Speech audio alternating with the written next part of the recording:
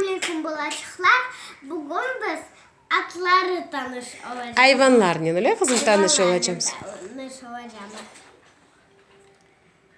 Bu at. Bu adını biz bilmiyoruz. Bunu biz bilmeyiz kızım. O dağda yaşay ki hayvan bizim bilmeyiz. Bunu ise bu kim? Bu Atçık. at. Bu koy. Koy. Doğru. Koy nasıl bağırak çıra? Ya bu kim Nazlı? Bu ise eçki. Ечка. Ечкinin sütü pek faydalı öyle kızım. Pek lezzetli. Pek lezzetli. Onu söyledi kızım. Bu at. Dante tak anlatsın. Bu mavi kim? Bu fil. Fil doğru. O evde yaşamıyor. O keyik hayvanlar öyle kızım. Keyik hayvanlar. Balaban suylar. Aha. Onlarını biz hayvan bahçesinde görebiliyoruz. Bu tavşancık. Bu tavşancık kız ya. Elmacık gibi tavşancık. Bu ise Bunun adı ise kurbağa ya da baha diyorlar ona öyle kızım. Bu kim ise tatas? Bu ise köpecik. Köpecik. Gav. Al al yap öyle kızım. Bu ise mışıcık. Miau miau. Elmacığa benziyor mışıcık. Elmacık gibi mışıcık.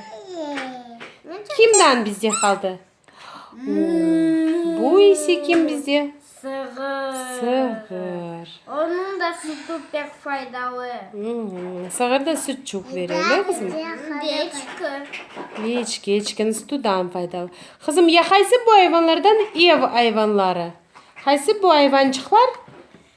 İnsanların yani adamların yani evde yaşarlar. Bana bu var. Bana bu iyi bu. Adlarını söylüyorlar kızım? Sığır. Sığır. Koy. Köpecik. Ve bu da mışıcık.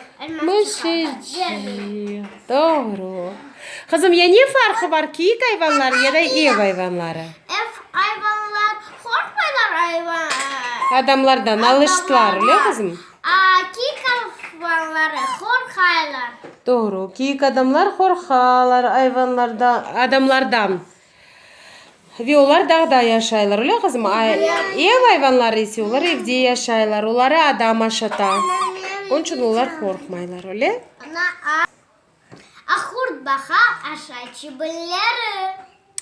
Doğru. Biz şimdi bugün hayvanlarla tanış olduk öyle kızım. Bu hayvanın adını bize birisi söylese ya da yazsa biz de bileceğimiz öyle kızım bunun adı. Komentariyelerde yazınız bu hayvanın adı ne biz de onu bilmeyiz çünkü. Siz söyleseniz biz de öğreniriz öyle kızım.